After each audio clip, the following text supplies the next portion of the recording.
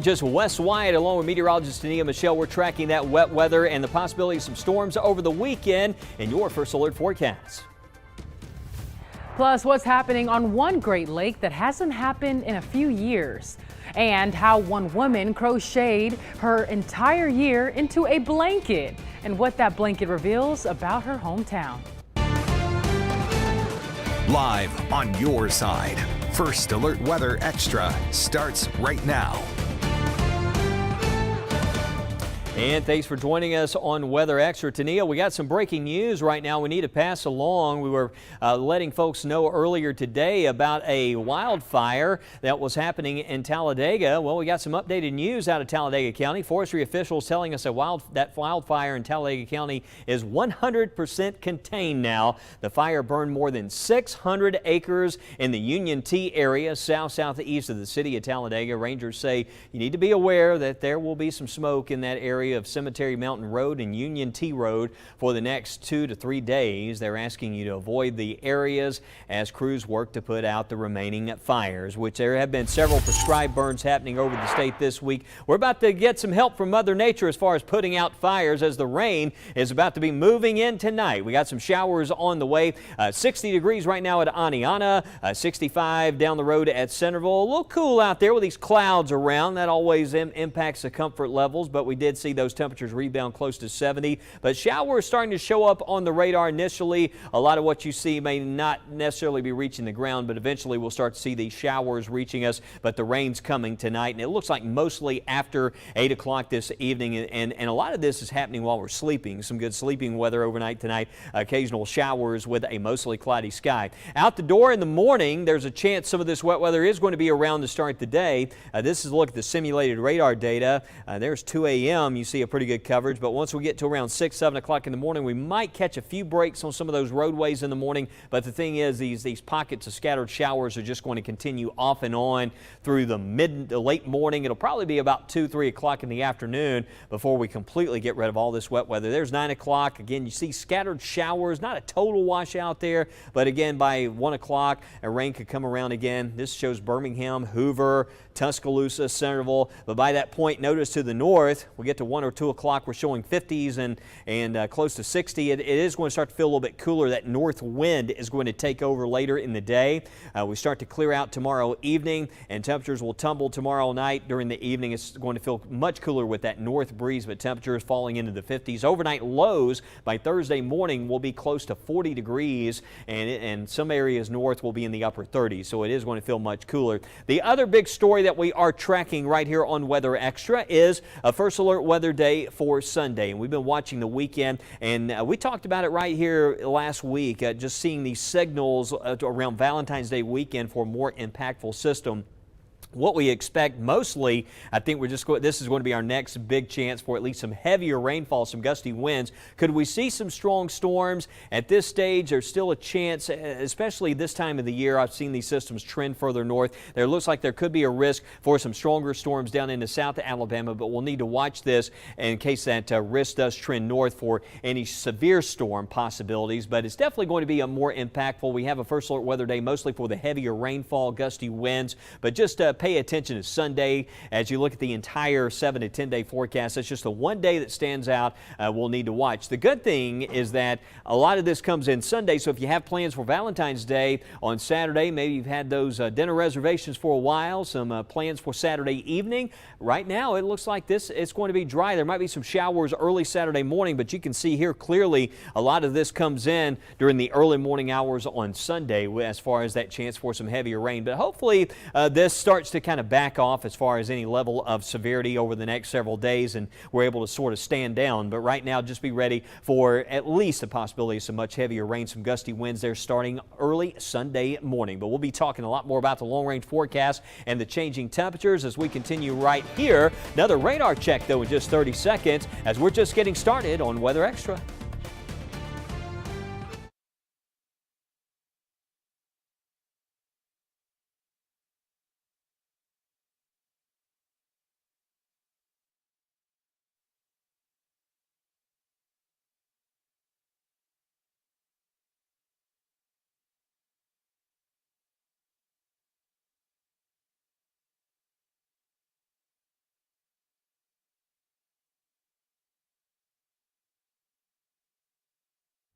Well, we are watching the radar very closely as rain nears. We're seeing it in West Alabama. Temperatures or not West Alabama, excuse me, 2 hour west and parts of Mississippi. We're still dry across central Alabama. Temperatures in the 60s and 50s. But if I just zoom out a little bit, you'll be able to see where some of the rain is at. This is going to move in late tonight and impact your early Wednesday morning commute. Highly recommend the umbrella and rain jacket before heading out the door tomorrow. We have a reminder, a first weather day in effect Sunday. We're not just tracking rain tomorrow.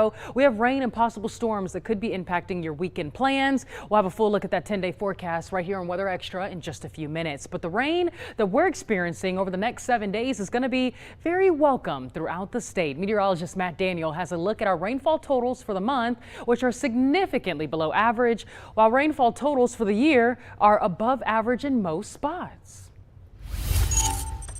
Well, we're getting ready for more rain over the next several days. So let's go ahead and talk about how much rain we've seen so far this month. Well, for Birmingham, over 6/10 of an inch of rainfall. Tuscaloosa, almost 3/4 of an inch of rain, and just 1/4 of an inch of rainfall in Anniston. Just to give you a perspective, for the month of February, typically we'll pick up about 5 1/4 inches of rain for the entire month of February. But as you can remember, we actually had a lot of rain last month in January. So when we just look at 2026 overall from January 1st till now, we're actually doing really well. We got a surplus. We got almost 7.5 inches of rainfall for the year here in Birmingham, where typically we should be about 6.5 inches. So we're doing well there, almost an inch surplus there. Tuscaloosa doing extremely well, got a decent surplus. Over 9 inches of rain has fallen so far this year. And in Anniston, over 6.5 inches, which is pretty close to average, just maybe a tenth or two above that. So we're doing really well, of course. We're going to have to continue to monitor as we make our way towards the spring months. We usually can get a lot of rain as well.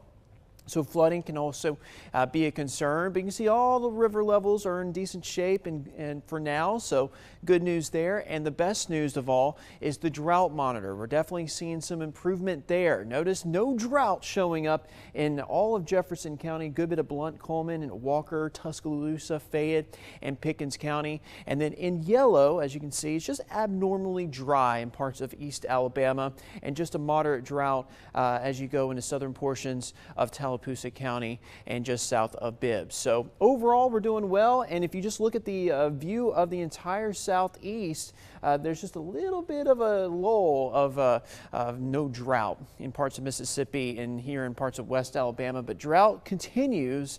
In fact, a severe to moderate drought, severe to extreme drought in portions of southern Georgia and into the Florida Peninsula. So we're doing well. More rain on the way. That's something we'll be watching over the next several days. Elon Musk says he wants to help create a city on the moon. Wow. He says on social media he's prioritizing that over his plan for a Mars settlement. The SpaceX founder says a moon city is a faster and easier option. He estimates it could happen in less than a decade, and his plan for Mars, on the other hand, could take more than 20 years. NASA has a similar plan for the moon. Musk says he's not giving up on an eventual Mars settlement. Hawaii, a state known for its tropical beauty and chilly weather. Well, you heard that right. Why it's getting cool in a state known for balmy weather. Explore the wonders of weather with Weather in the Classroom. Scan the QR code now to help your kids soar to new heights with Soar with 6.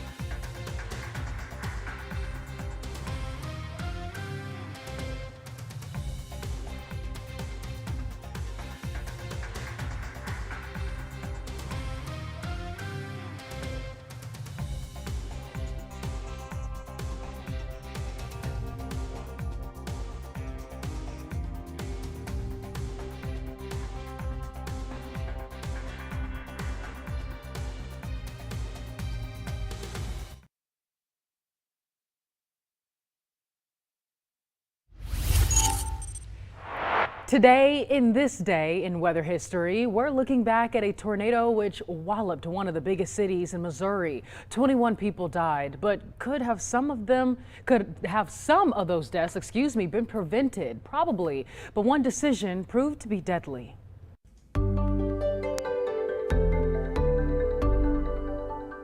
In the early morning hours of February 10th, 1959, a powerful F4 tornado ripped through St. Louis, Missouri with little to no warning. At just before 2 a.m., the tornado touched down about 25 miles west of St. Louis, near the town of Eureka, and rapidly gained strength as it moved towards the city. Moving at an estimated 50 to 60 miles an hour, it wasn't long before the tornado reached St. Louis, where it reached its peak strength as an F4 and crossed through just to the northwest of downtown before continuing its path of destruction into Illinois. St. Louis had a system of warning sirens, but decided not to use them and reserved them only for a Russian missile strike, a decision which proved to be deadly. By the time the dust settled, 21 people were dead and another 345 were injured, making it the third deadliest tornado in St. Louis's history.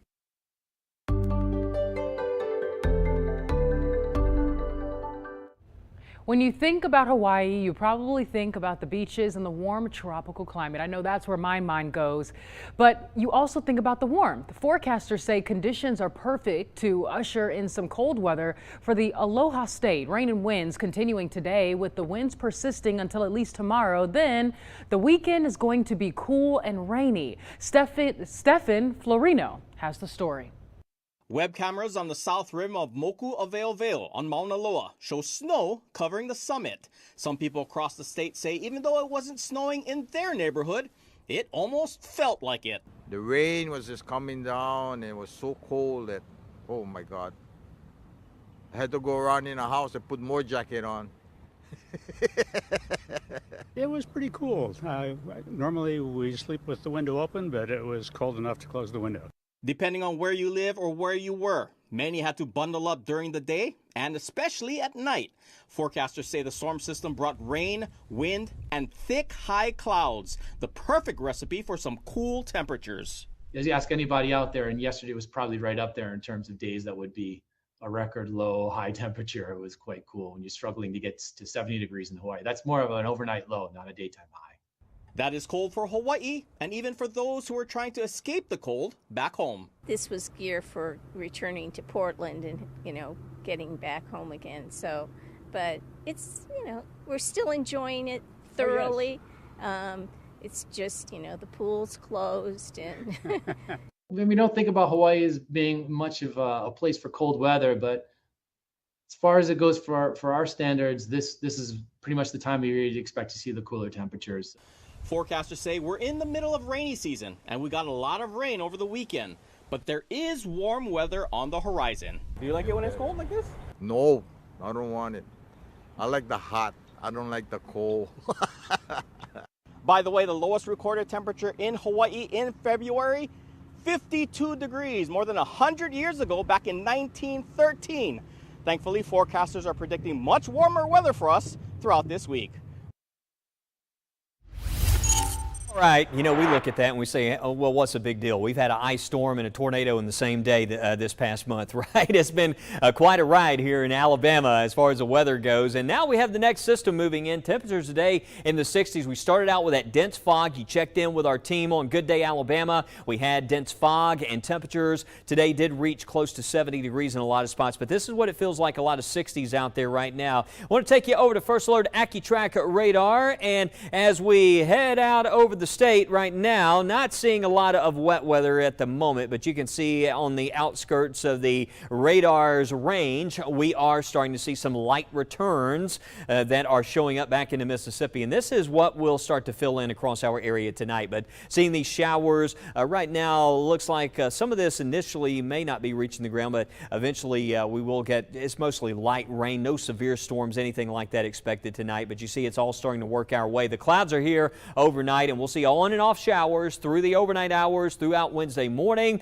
and then it will start to taper off into Wednesday afternoon. There is a front in here, and you can see here comes the front. It's going to be a slow mover, but this cold front's going to drop south tomorrow. It's kind of stalled out. You can see it's represented as a stationary front back to the west right now, but as that starts to move south during the day tomorrow, everything's kind of moving west to east right now, but there will be more of a southward push to this tomorrow afternoon, and that's when that cooler, drier air starts to take over into the overnight hours. Thursday morning lows right around 30, upper 30s, low 40s, so it will be colder by Thursday morning. But all this slides south of us late tomorrow, but then that southerly flow starts to kick in again by the weekend, and starting Saturday or Friday into Saturday, we could see a couple showers before that first alert weather day on Sunday, when we could deal with some more impactful storms there. Need to watch Sunday morning. But here's a look at the forecast radar data. We'll take it day by day. And your Wednesday morning, 6 a.m., showing a good coverage of rain. There might be a couple of breaks there, especially for some areas south and west. There's a look at lunchtime tomorrow. And yes, another good chance we'll see some showers midday. But it's probably going to be 4 or 5 o'clock before we completely say goodbye to the rain, which this shows at 5 o'clock, even a couple showers around Demopolis. So again, this is a slow moving system, and there's not a major push of cold air behind this, but we will be cold enough to where you'll want that jacket early Thursday morning, certainly. High near 63. Thursday looks like a dry day. Friday looks dry, although the moisture starts building in. There might be a couple of showers, some clouds building back in.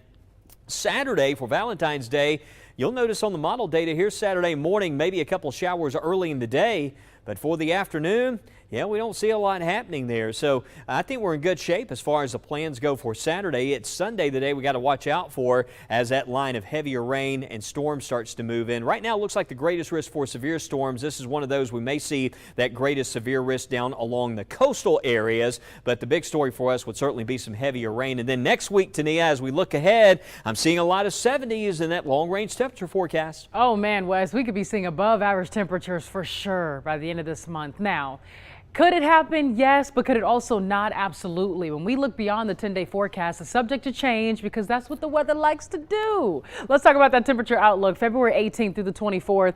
The West Coast, okay, dealing with opposite of what most of the United States is going to be dealing with, the below average temperatures for the West Coast.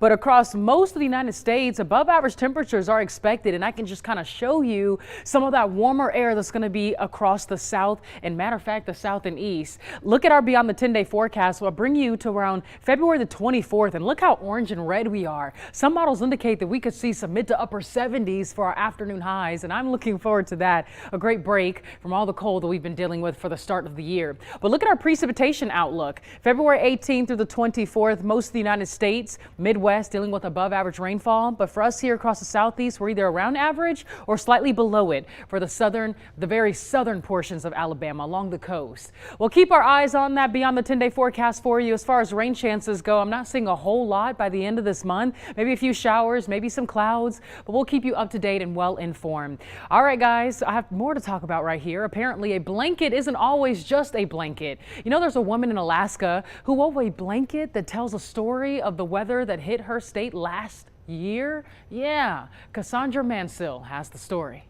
This crochet flower blanket tells a story. I stumbled across something end of 2024. People were talking about the end of their temperature blankets. I'm like, what the heck is this? The story of a remote village. But it was so cool at the end of the year just to see all these beautiful blankets. A snapshot of an entire year, all in one piece of art. And I was like, oh my gosh, I want to do that. Selena Allsworth shares her everyday life online, living in Port Allsworth, Alaska.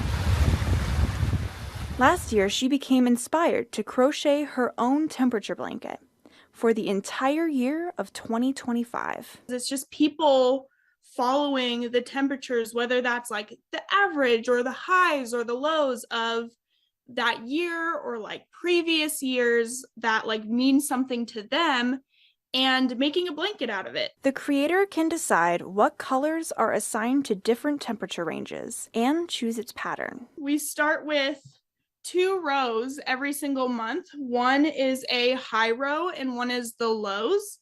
And there's just a flower for every one. Each color is a 10-degree range. So for example, This like peach color is the 30s, so it can be between 30 and 39 degrees. The mustard is the 20s, and so on.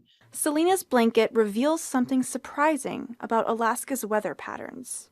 It was a very odd, warm winter and year for us. She says she grew up often experiencing temperatures as low as 40 below, but 2025 told a different story. The coldest it got, I had to go back and look on my records, negative 14 degrees last January, whereas this January, we went all the way to negative 40. And the warmer colors dominate the fabric. 40s, 50s, 60s, and 70s. These purple ones are the 70s, and we only hit those like less than a handful of times. She's already started working on 2026. And it's actually a pattern that I bought off of Etsy. It's definitely going to be a lot bigger than my 2025 blanket, that's for sure.